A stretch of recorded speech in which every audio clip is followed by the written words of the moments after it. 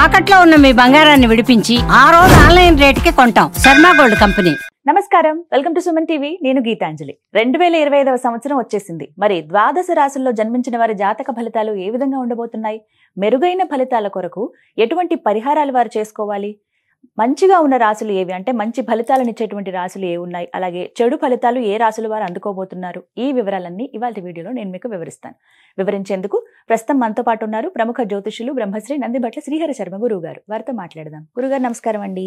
వాగర్థ వివ సంపృక్తౌ వాగర్థ ప్రతిపత్తయే జగతః పితరౌ వందే పార్వతీ పరమేశ్వరౌ. సదాశివ సమారంభాం శంకరాచార్య మధ్యమాం అస్మదాచార్య పర్యంతం వందే గురు పరంపరాం. ఆదిత్యాయ చ సోమాయ మంగళాయ బుధాయ చ గురు శుక్ర శనిభ్యశ్చ రాహవే కేతవే నమః. శృంగేరి జగద్గురు పీఠాధిపతులకి, కంచి పీఠాధిపతులకి నమస్కారములు తెలియచేసుకుంటూ కార్యక్రమాన్ని ప్రారంభిద్దాం.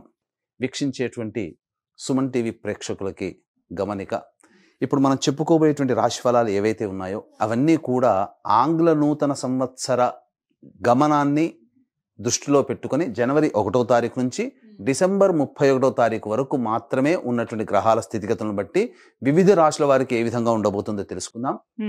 మనకు సాంప్రదాయానుసారంగా వచ్చేటువంటి ఉగాది నుంచి ప్రారంభమయ్యే రాశి ఫలితాలని, అనగా వచ్చే విశ్వావసునామ సంవత్సరానికి సంబంధించి ఉగాది ప్రారంభమయ్యడానికి అంటే ముందుగా మళ్ళీ ఆ యొక్క ఉగాది సందర్భంగా మళ్ళీ వివిధ రాశుల వారికి సంబంధించి రాశుల ఫలితాలు ఇవ్వడానికి ప్రయత్నం చేస్తాను. కాబట్టి ఇటువంటి దాంట్లో ప్రపంచమంతా అంగీకరిస్తున్నటువంటిది 2025 నూతన సంవత్సరం. అదేవిధంగా మనము కూడా ఆంగ్ల నూతన సంవత్సరం అనేటువంటి భావనతో ఈ యొక్క కార్యక్రమం చేస్తున్నాం. అదే ఉగాది నాడైతే మార్చి 29వ తారీఖు నుంచి మళ్ళీ 2026-28 వరకు ఉండేటువంటి గమనం వరకు ఉండేది చెప్పేటువంటిది. అవి మనం మరియు వీడియోలో తెలియజేసుకుందాం. అదే అడగబోతున్నాను గురుగారు. అంటే సాధారణంగా ఒకటే ప్రశ్న అడుగుతారు, ఉగాది కదా అసలు చెప్పాలి జాతక ఫలితాలు అనేవి, ఈ లోపు ఏంటి అంటే ఒక సాంప్రదాయంగా అది కొనసాగిపోతుంది. అంటే మనకేమని చెప్పబడింది అంటే, ధర్మం ఏం చెప్పబడింది శాస్త్రంలో అంటేనమ్మా, ప్రపంచమంతా ఏది ఒక విషయం గురించి ఒక తాటి మీద ఉంటుందో అది ధర్మమే కూర్చుంటుంది, శాస్త్రమే కూర్చుంటుందమ్మా. ఇక మరి ద్వాదశ రాశుల వారి జాతక ఫలితాలు తెలుసుకుందాం. ముందుగా గ్రహస్థితులు ఏ విధంగా ఉన్నాయో తెలియచేస్తారా? జనవరి 1, 2025 నుంచి. ఇక గ్రహస్థితిలోకి గనక గమనించుకున్నట్లయితే ముఖ్యంగా గురువు 9th మే వరకు కూడాను ఈ వృషభ రాశిలో సంచారం చేస్తున్నాడు. 9th మే నుంచి మిథున రాశిలోకి సంచారం, 9th మే నుంచి సెప్టెంబర్ 27వ తారీఖు వరకు. ఇక సెప్టెంబర్ 28 నుంచి నవంబర్ 11వ తారీఖు వరకు కర్కాటక రాశిలో. ఇక నవంబర్ 12వ తారీఖు నుంచి డిసెంబర్ 28 వరకు కర్కాటక రాశిలోనే వక్రీకరించే స్థితి పొంది ఉండడం. ఇక శని భగవాన్ల వారిని కనుక చూసుకున్నట్లయితే 15 ఏప్రిల్ వరకు కుంభరాశిలో సంచారం చేస్తున్నారు. 16 ఏప్రిల్ నుంచి అక్టోబర్ 9వ తారీఖు వరకు మీనరాశిలో సంచారం. ఈ మధ్య కాలంలో జూలై 8వ తారీఖు నుంచి వక్రీకరించి మీనరాశిలోనే సంచారం చేస్తున్నాడు.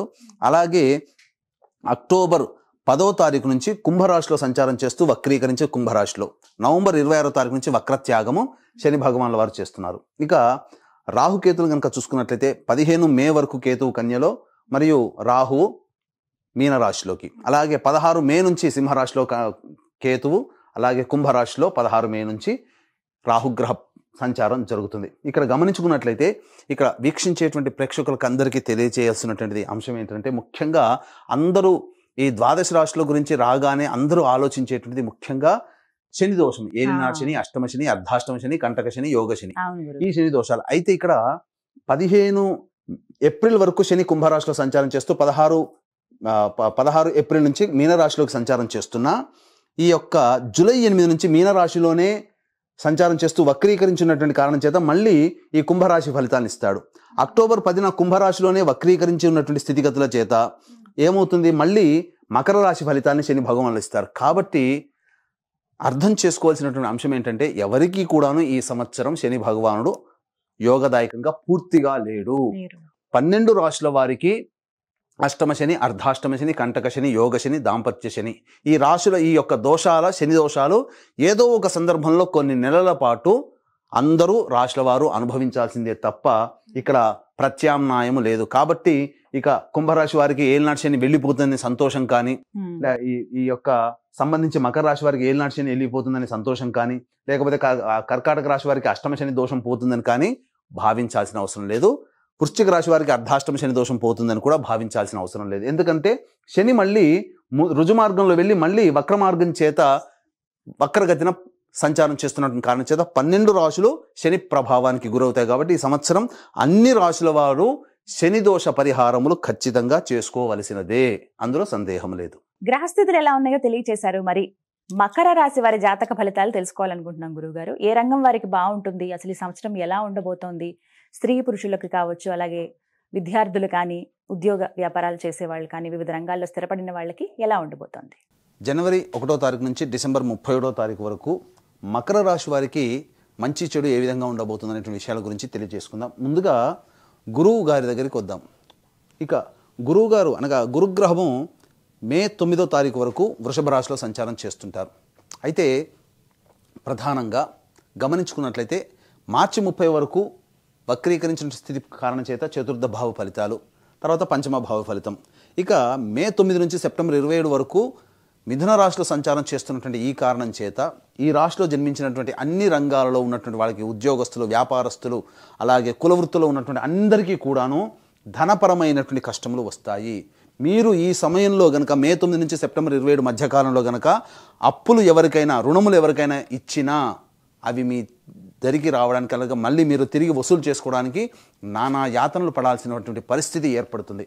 ఇక సెప్టెంబర్ 25 నుంచి నవంబర్ 11వ తారీఖు వరకు కర్కాటకంలో గురు సంచారం. ఇది చాలా అనుకూలమైనటువంటి సమయం. కాబట్టి ఏతవాత చెప్పొచ్చేది ఏమిటంటే మే 9 నుంచి సెప్టెంబర్ 27, నవంబర్ 12 నుంచి డిసెంబర్ వరకు మొత్తము ఈ సమయము చాలా మటుకు అనుకూలము కాదు. గుర్తుపెట్టుకోండి. మే, జూన్, జూలై, ఆగస్టు, సెప్టెంబర్, మళ్ళీ నవంబర్ 12 నుంచి డిసెంబర్ 28, అంటే దాదాపుగా ఈ సంబంధించినటువంటిది చూసుకుంటే ప్రధానంగా 45 రోజులు, అటు 5 నెలలు, మొత్తం 6 రోజులు. ఇక మళ్ళీ మొదటి 3 నెలలు అనగా 9 నెలల వరకు కూడా, 6 నెలల వరకు సామాన్యం, అసలు పనికిరాదు, అసలు గురువు అనుకూలంగా లేడు. కానీ మొదటి 3 నెలలు జనవరి, ఫిబ్రవరి, మార్చి వరకు గురువు సామాన్యంగా యోగిస్తాడు. మధ్యలో 1 నెల 9 రోజులు, మళ్ళీ సెప్టెంబర్ 28 నుంచి నవంబర్ 11, కాబట్టి అదొక 45 రోజులు. వెరసి చూసుకుంటే ఒక 3 నెలలు మాత్రం అనుకూలంగా ఉంటాడు మకర రాశిలో జన్మించినటువంటి వారికి. మిగతా 9 నెలలు గురువు అనుకూలంగా లేడు. ఇక శని భగవానుల వారిని చూసుకుందాం. చాలా మటుకు ఈ మకర రాశి వారు సంతోషపడేటువంటి విషయం ఏంటంటే ఏప్రిల్ 14వ తారీఖు నుంచి 15వ తారీఖు తర్వాత అసలు ఏలినాడు శని పోతుంది, హ్యాపీగా ఉంటున్నామని అనుకుంటున్నారు. వాస్తవమే. ఏప్రిల్ 15వ తారీఖు వరకు శని కుంభరాశిలో సంచారం చేస్తూ కుటుంబ శని దోష పరిహారం, ఏలినాడు శని దోషం ఉంటుంది. 16 ఏప్రిల్ నుంచి మీనరాశిలోకి సంచారం చేస్తుంటాడు. అయితే ఈ 16 ఏప్రిల్ నుంచి అక్టోబర్ 9వ తారీఖు వరకు మీనరాశిలో ఉంటాడు శనివారు. కానీ జూలై 8 నుంచి మళ్ళీ వక్రీకరించినటువంటి కారణం చేత ఏప్రిల్ 16 నుంచి మే, జూన్, జూలై 8, కాబట్టి మొత్తము 90 రోజుల్లో ఒక 8 రోజులు తగ్గించుకుంటే 82 రోజులు మాత్రమే మీకు అనుకూలంగా ఉన్నాయి. ఈ యొక్క మకర రాశి వారికి శనివారం అనుకూలంగా ఉంటారు. అంటే గురువు గారేమో 3 నెలలు, శని గారేమో 82 రోజులు, దాదాపు 2.5 నెలలు. కాబట్టి మిగతాదంతా కూడాను శని ఎలా మనకు ఇబ్బంది పెడతాడు మకర రాశి వారికి అని అనుకుంటే జూలై 8 నుంచి వక్రీకరించినట్టు కారణం చేత కుంభరాశి ఫలితాలు అనగా కుటుంబ శని ఫలితాలు. మళ్ళీ ఇక్కడేమన్నా ప్రశాంతంగా ఉంటాడా అంటే అక్టోబర్ 10 నుంచి మళ్ళీ కుంభంలోనే వక్రీకరిస్తాడు. మళ్ళీ ఏమవుతుంది, జన్మశని దోష పరిహారం ప్రభావాలు కూడాను మీకు కలగ చేస్తున్నాడు. కాబట్టి మకర రాశి వారికి ఏలినాడు శని దోషం ఈ యొక్క 2025 సంవత్సరంలో పోతుంది అనేది కంటే 82 రోజులు మాత్రమే అనుకూలంగా ఉంటాడు. మిగతా సంబంధించినటువంటి అన్ని నెలలు శనివారు అనుకూలంగా లేరు. ఇది గుర్తుపెట్టుకోండి. కానీ రాశ్యాధిపతి కాబట్టి కొంత ప్రభావం మాత్రం తక్కువగా ఉంటుంది. ఇక రాహుకేతుల విషయానికి వద్దాం. రాహు మూడో స్థానంలో 16 మే వరకు, 9వ స్థానంలో కేతు 15 మే వరకు ఉంటారు. కానీ 16 మే నుంచి రాహు కుటుంబ స్థానంలో, అష్టమ స్థానంలో 16 మే నుంచి కేతువు సింహంలో ఉంటారు. కాబట్టి ఏమవుతుంది, ఇటు రాహు కూడాను కొంత యోగిస్తున్నాడు 16 మే వరకు. 16 మే నుంచి మళ్ళీ రాహు కుటుంబ స్థానంలో వస్తాడు. కాబట్టి ఇటు శని ప్రభావం, ఇటు రాహు ప్రభావం బాగోలేదు, కేతువు కూడాను సరిగ్గా లేరు. ఏమవుతుంది, జాతకరీత్యా రాహు, కేతు, శని, గురువులు 4 గ్రహాలు, ప్రధానమైన గ్రహాలు కొన్ని నెలలు మాత్రమే అనుకూలంగా ఉన్నటువంటి కారణం చేత చాలా కష్టములు అనేటువంటివి ఈ యొక్క మకర రాశిలో జన్మించినటువంటి స్త్రీ పురుషులు పొందే అవకాశం గోచరమవుతుంది. కాబట్టి మొక్కవని ధైర్యంతో, ఆత్మవిశ్వాసంతో రాహు యొక్క అనుగ్రహం పొందాలంటే ధైర్యమే ప్రదర్శించాలి. శని యొక్క అనుగ్రహం పొందాలి అనుకుంటే దైవత ఆరాధన, నిజాయితీగా కష్టపడే తత్వాన్ని పెంచుకోవాలి. గురు అనుగ్రహాన్ని పొందాలి అనుకుంటే పెద్దలని గౌరవించాలి, దైవాన్ని తూలనాడకూడదు. అలాగే ప్రతి పని యందు కూడాను శ్రద్ధతో ఉండాలి. కేతు అనుగ్రహం పొందాలి అని అంటే ప్రధానంగా ఏది వచ్చినా యాక్సెప్ట్ చేసే తత్వంగా ధైర్యంగా ముందడుగు వేయాలి. ఇవి అలవర్చుకుంటే ఈ రాహుకేతులు శని గురులు ఇచ్చేటువంటి దోషములు తగ్గిపోతాయి. ఇక అంశముల వారీగా మనం వద్దాం. ఉద్యోగస్తులు ప్రథమం. కేంద్ర రాష్ట్ర ప్రభుత్వ ఉద్యోగస్తులకి ఈ యొక్క గురు శని ప్రభావం, ప్రైవేట్ ఉద్యోగస్తులకు కూడా గురు శనిల ప్రభావం అంతంత మాత్రంగా ఉండడం చేత మీరు ఏవైతే ప్రమోషన్స్ ఏ స్థాయిలో ఊహిస్తారో అంతకంటే తక్కువ స్థాయిలో ప్రమోషన్స్ కలుగుతాయి. నిరుద్యోగస్తులకి బాగా కష్టపడితే తప్ప ఉద్యోగం లభించదు. ఈ 2025 సంవత్సరం అంతా కూడా కష్టాలేనంటే ఏమాత్రం కలత చెందకండి, మిగతా గ్రహాలు కూడా అనుకూలిస్తాయి. కాబట్టి ఇక ఉద్యోగస్తులకైతే ఒక ప్రైవేట్ ఉద్యోగస్తులకు ఒక ఆలోచన ఉంటుంది, మరి 2025 సంవత్సరంలో ఎప్పుడు ఉద్యోగ ప్రయత్నం చేయాలి, ఉన్న సంస్థలో పనిచేస్తున్నాం, అభివృద్ధి లేదు, మళ్ళీ కొత్త సంస్థలోకి వెళ్ళాలంటే ఏ సమయంలో ప్రయత్నం చేస్తే కాలం కలిసి వస్తుంది అనే విషయం కనుక తెలుసుకున్నట్టయితే మీకు కొన్ని సమయాలు చెప్తాను సంవత్సరం మొత్తంలో. ఆ సమయంలో మీరు ఉద్యోగం కోసం ప్రయత్నం చేయండి. వేరే సంస్థలో ప్రమోషన్స్తో కూడుకున్నటువంటి ఉద్యోగం కోసం ప్రయత్నం చేయండి. ఖచ్చితంగా దైవానుగ్రహంతో మీరు అనుకున్నది సాధిస్తారు. ఏ సమయం చెప్తాను. మకర రాశిలో జన్మించినటువంటి వారికి మార్చి 13 నుంచి ఏప్రిల్ 12 మధ్య కాలం ఒకటి. ఇక జూన్ 14 నుంచి ఆగస్టు 16వ తారీఖు, జూన్ 14 నుంచి జూలై 15వ తారీఖు వరకు రెండవ సమయం.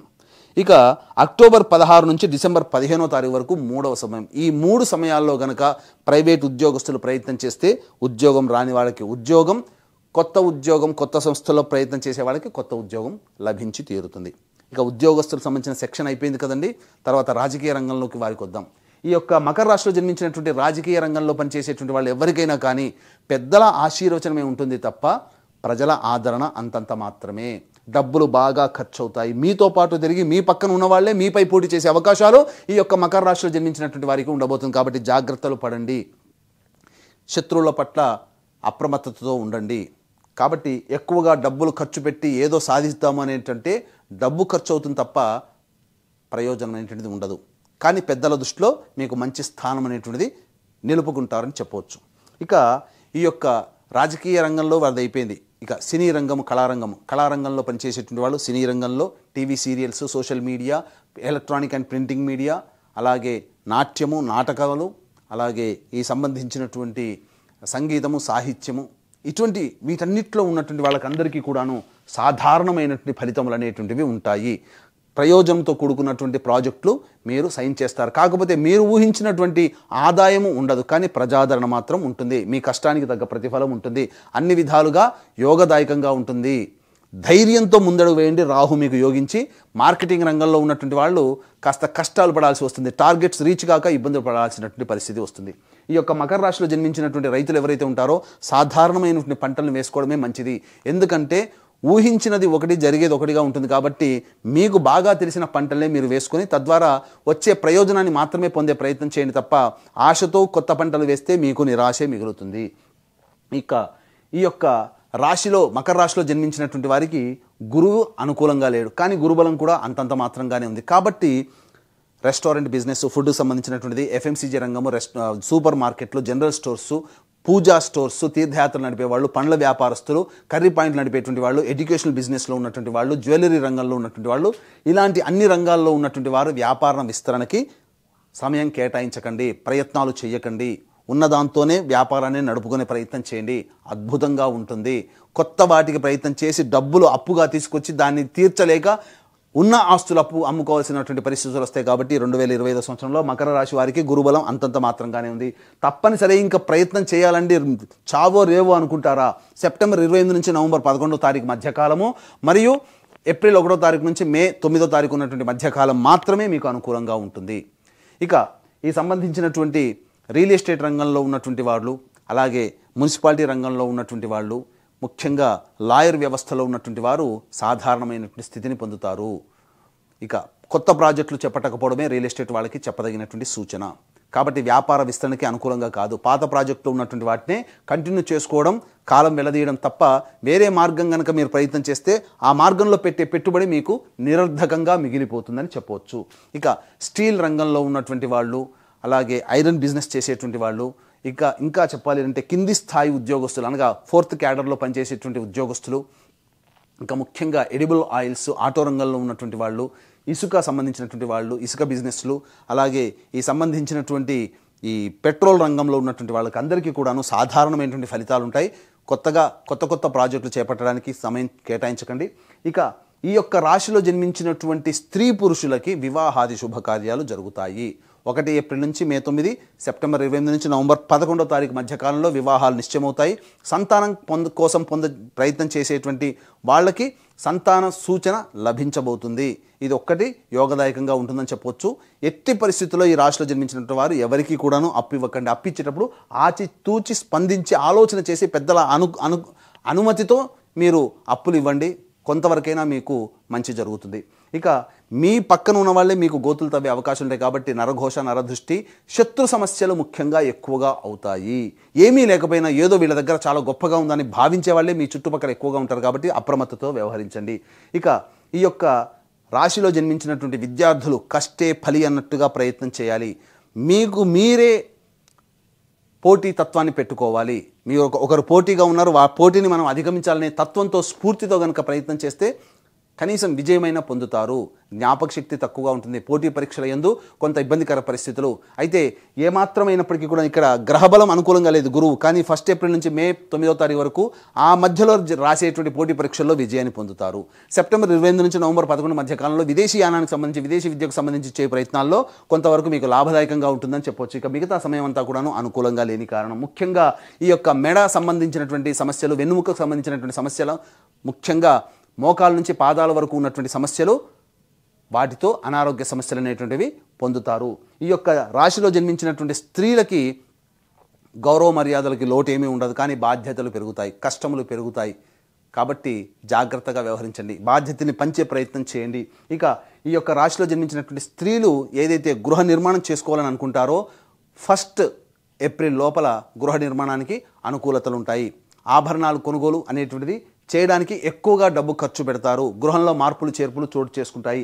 ఇక ప్రధానంగా గృహంలో అశాంతి నెలకొని ఉంటుంది కాబట్టి జాగ్రత్తలు పాటించండి. మీ మాట ఎవరు వినట్లేదనే భావన ఉంటుంది, కానీ వాస్తవానికి మీ బాధ్యతలు ఎక్కువగా ఉండడం వల్ల చికాకులు ఎక్కువగా ఉంటాయని విషయాన్ని ఈ రాశిలో జన్మించినటువంటి స్త్రీలు గమనించుకోవాలి. తర్వాత చెప్పొచ్చేది ఏమిటంటే సామాన్యమైనటువంటి ఫలితాలు మాత్రమే ఈ యొక్క మకర రాశి వారు 2025 సంవత్సరంలో పొందుతారు.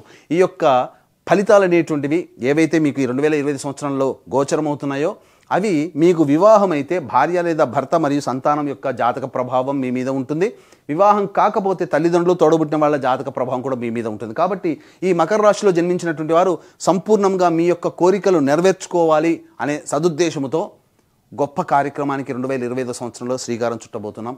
ప్రతి నెల ఒక్కొక్క పుణ్యక్షేత్రంలో మీ కుటుంబ సభ్యుల గోత్రనామాదులతో కార్యక్రమాలు జరుగుతాయి. జాతకరీత్యా కలుగు విద్య, వివాహ, ఉద్యోగ, దాంపత్య, సంతాన, అనారోగ్య సమస్యల నివారణతో పాటు శనివారు 12 రాశులని ప్రభావితం చేస్తున్నారు. కాబట్టి గత జన్మ కర్మదోషాలు ఉన్నప్పుడు ఇబ్బందికర పరిస్థితులు కాబట్టి గత జన్మ కర్మదోషాల నివారణ హోమాల్లో భాగంగా సర్వదోష నివారణ పూజల హోమాలు అనేటువంటివి చేయించడం 2025 సంవత్సరంలో ప్రతి నెల మా పీఠం ఆధ్వర్యంలో జరుపుతాయి మీ కుటుంబ సభ్యుల గోత్రనామాదులతో. జనవరి 13వ తారీఖు రోజున శ్రీకాళహస్తిలో కానీ శ్రీశైలంలో కానీ ఈ కార్యక్రమానికి ప్రారంభం. కాబట్టి అవకాశం ఉన్న వాళ్ళు కార్యక్రమం తదనంతరం కాంటాక్ట్ చేసి మీ కుటుంబ సభ్యుల గోత్రనామాదులు నమోదు చేసుకోవచ్చు. అలాగే తండ్రి వైపు, భర్త వైపు 6 తరాలు, తల్లి వైపు, భార్య వైపు 3 తరాల్లో కుటుంబంలో ఏవైనా దుర్మరణాలు ఉన్నా, liver problem, kidney problem, cancer రోగాలతో మరియు 60 సంవత్సరాల లోపల మీ కుటుంబ సభ్యులు ఎవరైనా చనిపోయినా వాటిని పితృదోషం అంటారు. పితృదోష నివారణార్థమే ప్రతి నెల ఒక మంచి రోజున పితృదోష నివారణ కార్యక్రమాలు కూడా జరిపించడం జరుగుతున్నాయి. వాటి కార్యక్రమ వివరాలు కూడా కార్యక్రమ తదనంతరం కాంటాక్ట్ చేసి తెలుసుకోవచ్చు. మకర రాశి వారికి ఏళ్ళనాటి శని కూడా ఉంది కదా గురుగారు, మరి పరిహారాల విషయం మాట్లాడుకుంటే జాతక ఫలితాలు ఇంకాస్త మెరుగ్గా ఉండాలన్నా, శని ప్రభావం తగ్గాలన్నా ఎటువంటి పరిహారాలు చేసుకుంటే బాగుంటుందంటారు? మకర రాశిలో జన్మించినటువంటి వారు ఈ యొక్క సంవత్సరం 2025 సంవత్సరంలో ఏవైనా కానీ అడ్డంకులు, ఇబ్బందులు ఎదురైతే సమస్య నుంచి ఎలా అధిగమించుకోవాలి, దైవానుగ్రహాన్ని ఎలా పొందాలి, ఎటువంటి పరిహారాలు చేసుకోవాలి అనేటువంటి విషయానికి వస్తే ప్రతిరోజు కూడా గుర్తుపెట్టుకోండి. దత్త అష్టకం, కాలభైరవ అష్టకం, అలాగే సుబ్రహ్మణ్య భుజంగ స్తోత్రము, వీలు కుదిరినప్పుడల్లా శివాలయ సందర్శనం, అమ్మవారి దేవాలయ సందర్శనం తరచూ చేస్తూ ఉండండి. చాలా మటుకు సమస్యలు తీరుతాయి. ఇంతటికంటే విభిన్నంగా మీ యొక్క జీవితం ఉందంటే మీ యొక్క జన్మజాతకంలోనే నడుస్తున్నటువంటి గ్రహ దశాంతర దశల ప్రభావాలు. కావున దగ్గరలోని మంచి ఉపాసనా పరులైనటువంటి జ్యోతిషుల్ని సంప్రదించి వారి సలహాలు, సూచనలు కనుక పాటించినట్లయితే మరింత మెరుగైనటువంటి జీవితాన్ని పొందుతారని ఆశిస్తూ సర్వం శ్రీ ఉమామహేశ్వర పరబ్రహ్మార్పణమస్తు. వివరించారండి, ధన్యవాదాలు.